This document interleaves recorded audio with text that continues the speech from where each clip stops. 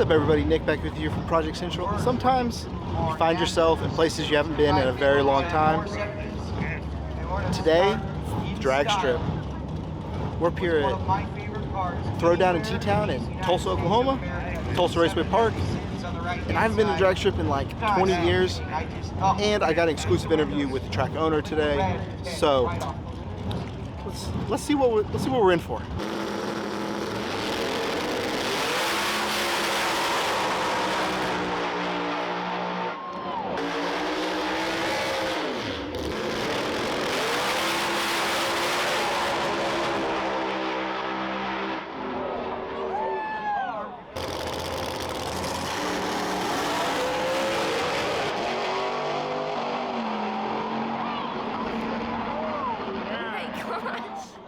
After watching qualifying for a little bit, because we did get there mid-morning, and it was really cool to see all the different vehicles and all the different classes go through their qualifying passes. But the most fun of all, obviously, was the Pro Mods.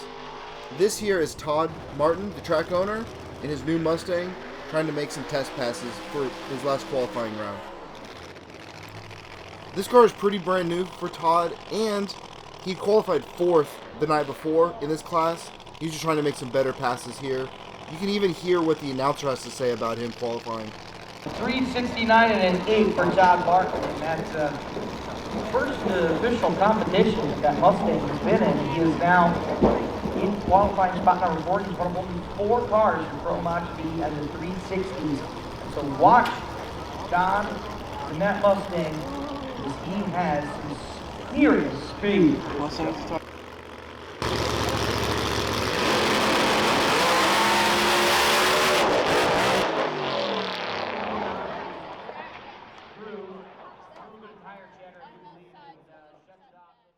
Before we go talk to Todd Martin, the track owner, I just want to take a quick second to say the audio is a little messed up. I cleaned it up as best I could.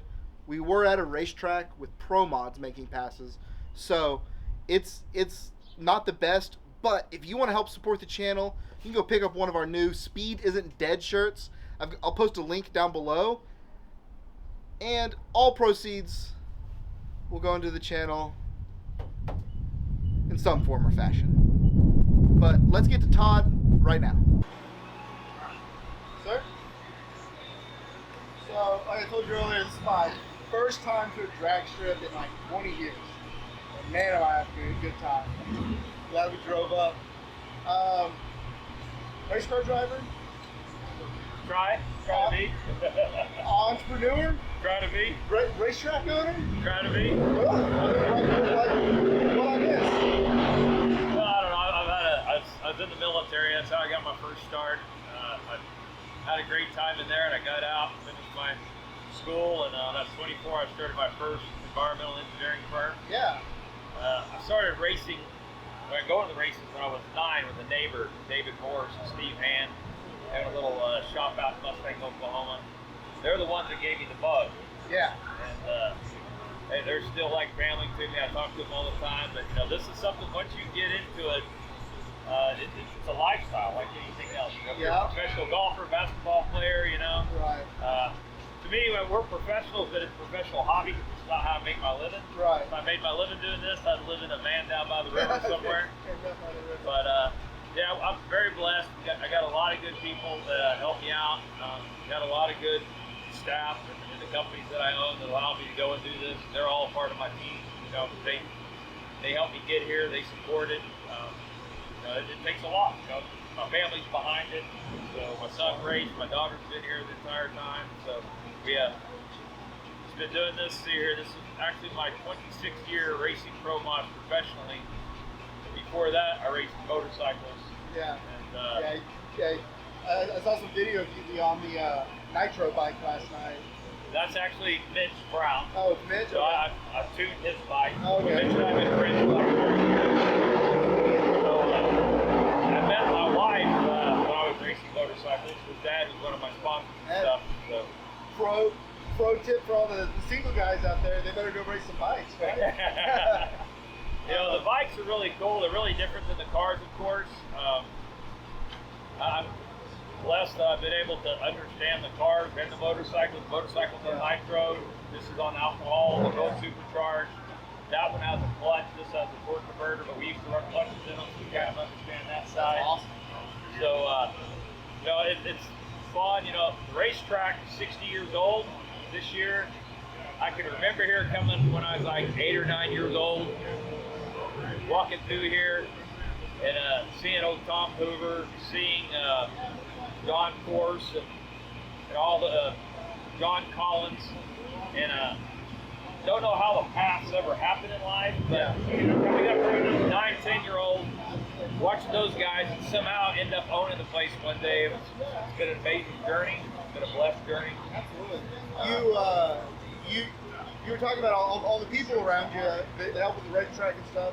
I saw that there was an economic study done in 2023 that said you guys put over, was it $80 million a year basically back into the community. Yeah, into the economy here. Yeah, and they said that over the next 5 years, it's going to be over $400 million back into Tulsa. I mean, that's amazing. It is amazing, but we don't have much support from our community. It's really unresting at times. So we've been trying to get a national event here in Tulsa for the past 5 years. NHRA is willing to come, but we need to make some improvements. Okay.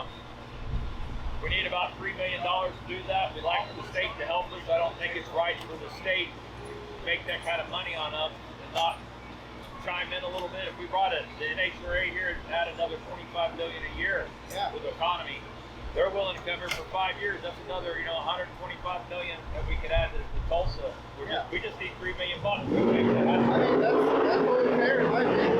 So, like in Oklahoma City, they basically gave some really good tax breaks, and they promoted economic development for Bass Pro Shops, and that sparked the entire downtown Bricktown revolution. Like if you look back on it 20, 25 years ago, and that area has totally changed. I mean, you could have the same amount of Renaissance up here in North Tulsa. When this first started, this was the only thing out here. This is an airport. Yeah. And as industry comes in, Amazon is here, Cat is here, there's a bunch of other industry over here. But we're underneath the airport trust, so we don't have a noise ordinance. We can race 24 hours a day here if we want. That's great. So that makes it nice. So we're kind of a special racetrack. A lot of them are closed around the country because they're building houses on them or because they're too noisy. But we're going to be here, Keith and I get tired of messing with it. But, we love the racing business. We love the people, the guys in it. We're all pretty much made of the same cloth. We're all entrepreneur guys. We all have our own businesses, or we have, ability to have funds to do this. It's not a cheap sport. Right. It's a labor of love. There's times that I've looked back and I'm like, man, I could have retired when I was probably 30. But I wouldn't have all the friends I have today and be able to travel the world. I mean, I've been to Australia to race. I sold my last car to guys in Finland. I got buddies. I sold a motorcycle back in the day to a guy in Japan. So, I mean, it's a global sport, and it's been really cool to have the outreach around the world and all different parts of motorsports. That's awesome.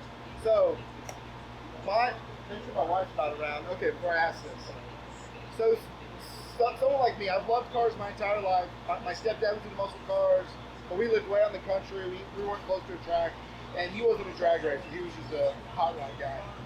So, someone like me, I've got a family, I've got kids, I've got a full-time job. What should I do if I wanted to get into drag racing? Like what's the entry level? That is a great question because we need more racers always. Okay. So right now what we like to do is we like to put the hook in the little kids in the junior dragsters, right? Okay. And that's how we hope to bring new blood into the sport. But there's guys like you that have always had the passion, like cars, wanted to race. Like, how do I get into it? So NHRA has done a great job. We have these entry-level classes called daily drivers. Okay. If you had if you had a four-door minivan, because I know you got 4 kids. Yeah, we definitely have a minivan. If you wanted to race your minivan, you could come out here and race your minivan. Okay. And it's on an ET base, so you don't care if the guy's running if you're running a 20-second quarter mile and he's running a 13, you get that head start, right? Okay. So you can just basically Maybe I will. So the daily drivers I pretty should. cool class. You know, we have stuff for the 16-year-olds. We actually have had, I know your son behind the camera here, he's 16. We're really going to get you over their wife now. But we have a program where the parent, the dad, or the mom rides with the young driver, and I think it's called Super Street, something like that. Don't get me on that, but we'll look it up. yeah, look it up. Let's do it. We have the ability to get anybody in at any level to come here. You don't have to start here, and I would never recommend starting here. I mean, Yeah. I set up my very first race car, 1966 Nova, and you know, it started out as a 12-second car. Yeah. You know, and just progressed up, got into motorcycles, got into the other cars. You know, I first started out with a Pro Mod. I had a 63 Corvette with a big block in it. Then I built a Studebaker with a clutch and a Hemi in it. Then I built the other Mustang and then this Mustang. So you just kind of progress up over the years. Technology now in racing is incredible compared to where I just started 20 years ago. The fuel tank systems on these cars, the Motec that those other companies are out there, is what allowing for these type of speeds in ET. Oh yeah, they're incredibly fast. And then goes today's technology in manufacturing, building overheads, all the 3D modeling, all the stuff you can do now with computer-generated flows and that. So it's IndyCar's the top motorsport in the world. It costs so much money to do that, but people don't realize those guys are spending that money, and it does trickle down to all racing.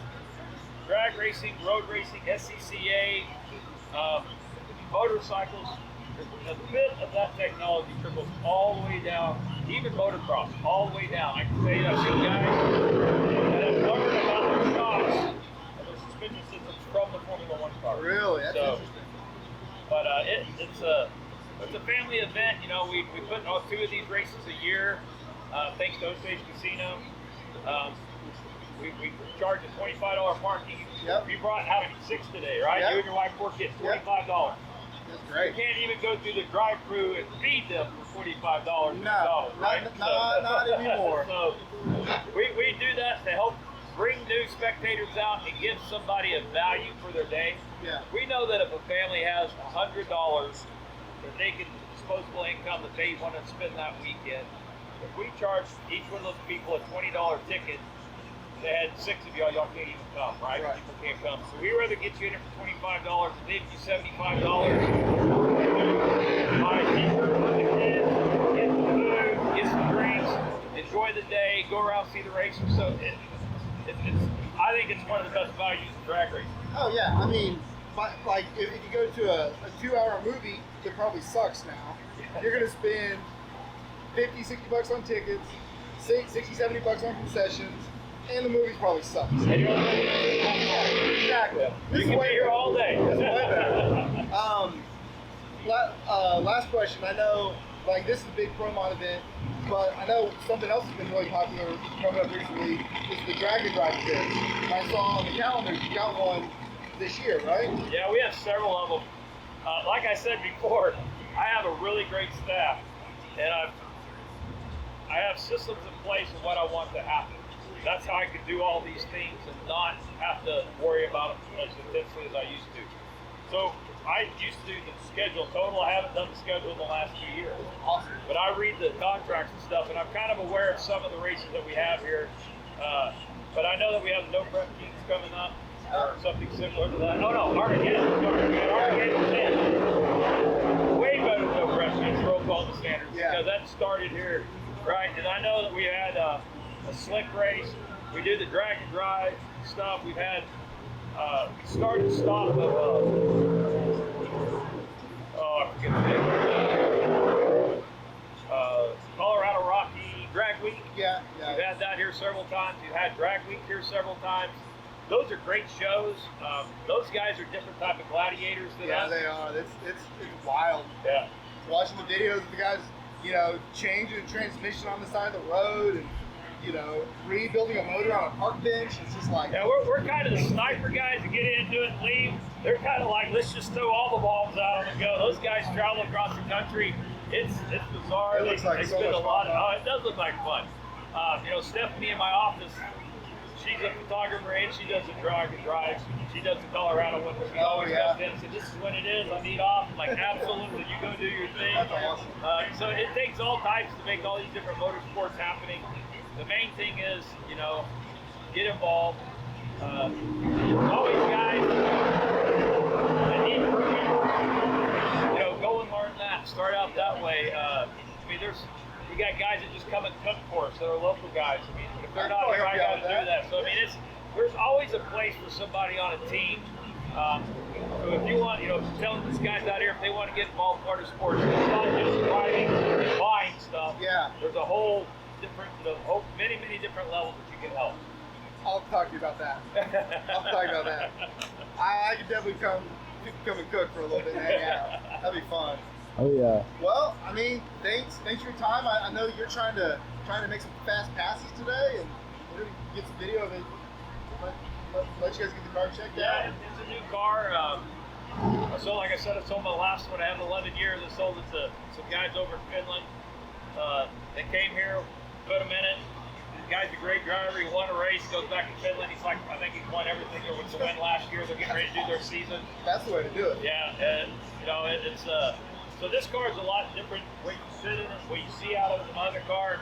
I've only made 5 passes and it already been in the 60s, so we're pretty happy with that. Yeah, I mean, you qualified fourth with basically a brand new car. Yeah. I mean, that's on the right track. It's definitely on the right track. Cool. I think that's all the questions I have. Yeah, anytime you'll want to come back out, you'll want to see, you know, we have a dirt track over here also. Oh, really? Sprint cars, open wing, no wing. We'll have to check that out. There's a class that you can buy at $600. So my wife's gonna hate me. Yeah, there's all kinds of other motorsports up here that, you know, you can come and see. If you ever want to come out and see a dirt race or something like that, let us know. Put it on our YouTube channel. We want to give people good content. We want to be able to you know, promote motorsports. Yeah. Oh yeah. I mean, like I said earlier, they're under attack. You see what's going on in Bradenton with all the houses being built around there, and in California was it Laguna Seca, historic, super historic, one of the most famous road race courses in America. Yeah. And they've got sound limits, and they're fighting that battle right now after being open for 100 years or whatever. So all these guys watching your YouTube channel, do me a favor. Go out there, find a Oklahoma state representative, congressman, or senator, and tell them that they need to give Tulsa Raceway Park some money to bring it out. I think we can do that. Let's do it. Let's do it. More tires smoke, more fast passes. That's right. More out here living life. People don't understand. I mean, if this goes away, that's $80 million of their economy gone. Yeah. And probably more. Probably more. Sweet. All right. Well, thank y'all for coming by. We'll see you again here at Tulsa Raceway Park. Yeah. We're going to get some more race footage. All right, buddy. Thank you. I really appreciate you. Yeah. Got to give Todd a huge shout out again for taking time out of his race day to talk with us about the track and racing and stuff. And after we left, hanging out with him for a little bit, we walked around, looked at the awesome car show of race cars.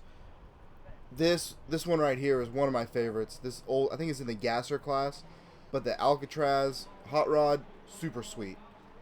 And just seeing all the different cars was a ton of fun, and the kids loved it as well.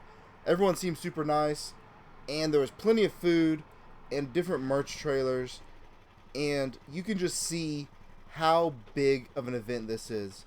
With this shot of the entire event, you can see people come from all over, and that is one of the huge economic impacts like we talked about in the interview.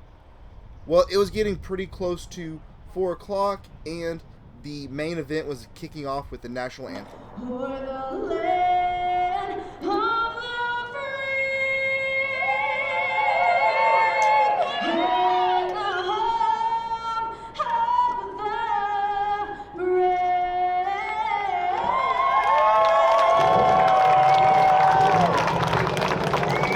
Ladies and gentlemen, it's the race car Let's go! The racetrack holds about 10,000 people, and it looks like it's about, I don't know, 4,000 or 5,000 people here in the stands right at 4 o'clock when the event started. I know as we were walking out, because we did have to leave a little early, you know, I had the kids, they didn't want to stay till midnight for some reason. The parking lot was absolutely jam-packed. You can see there's people on both sides. And next up is the Pro Mod eliminations. So let's see how Todd does. After this clip of the burnout, you're going to see a really cool clip from Straightline Media's YouTube channel. I'm going to link their entire live stream down in the description in case you want to go see any of it.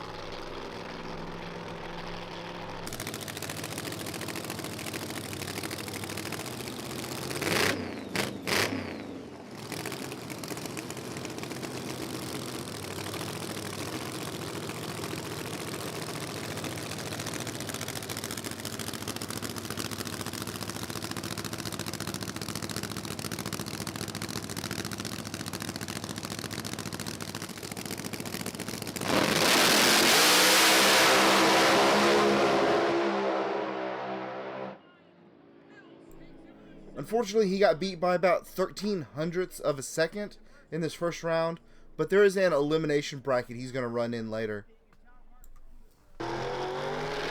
We stayed for a little bit longer, watching some more passes, some of the next classes, but we did have to leave a little early. Taking your wife to the drag strip on Mother's Day weekend is, you know, you have to make some concessions. They didn't want to stay till midnight, which is understandable. But I really feel like we did get the full experience. This was such a fun time. Getting to watch all the different types of vehicles, all the different classes, getting to, you know, hear and feel and smell the drag strip. It's addicting. I'm not gonna lie. I really hope next year I can put some sort of drag car together, even if it's just for the amateurs, foot brake, street class or whatever. I cannot wait to go back. I'll post a link to the schedule and Tulsa Raceway Park's webpage so that you guys can check that out if you want to. Another thing I'm going to probably be making a video on in the future is the dirt track. They do flat track motorcycle racing, mini sprints, and I think super modifieds or whatever they're called, dirt track cars. So I'm going to try and get up there at some point this year and make a video about that. If you want to see that, let me know down in the comments of how big a priority I need to make that. But I just want to say, again, a big thanks to Todd for taking time out of his race day to talk to us. And, man, this was so much fun. I cannot wait to go back, and so should you. Find a drag strip in your area. Go, even if it's just a Friday night test and tune. I think that's a pretty popular thing.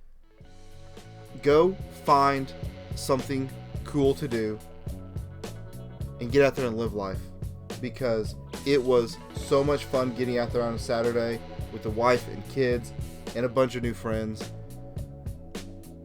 to go see fast cars make passes down this drag strip. Oh, and what happened to Todd in the elimination round? Well, he was doing good. I think he was still racing for some money, but unfortunately blew something up in the valve train and shot fireworks out everywhere. Thanks for making it all the way to the end of the video. If you had as much fun in this video doing racetrack stuff as I did, let me know down in the comments. Also, don't forget to go get a Speed Isn't Dead t-shirt. That'll be linked in the description and the pinned comment. But I just want to say thanks again for watching. I do appreciate you all. I want to do a whole bunch of drag race stuff and off-road stuff, if you're into that as well, in the future, and your support really helps me out doing that, providing fun content. So do what you guys always do. Take care of one another, and I'll see you next time here at Project Central. Thanks. Bye.